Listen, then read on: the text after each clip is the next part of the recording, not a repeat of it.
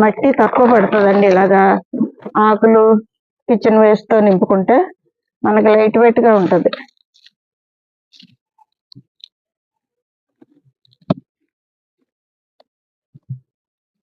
ఆ 2 ఫ్రిడ్జ్లు కూడా ఇలాగే నింపాను కదండి, వీడియో పెట్టాను కదా 2 ఫ్రిడ్జ్లు. అలాగే ఇది కూడా నింపుకోవాలి. ఇంత మట్టి పోసాం కదండి, బస్తాలో అరబస్తాలో పావు వేసాను. మళ్ళీ ఇప్పుడు కిచెన్ వేస్ట్ వేయాలి, సగం వేస్తాను.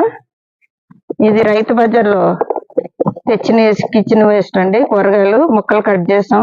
ఇక్కడ ఏమున్నాయి అనుకున్నారు? బీట్రూట్, బంగాళదుంపలు, వంకాయలు, దోసకాయలు, క్యారెట్, బీరకాయ అన్నీ ఉన్నాయండి, A to Z.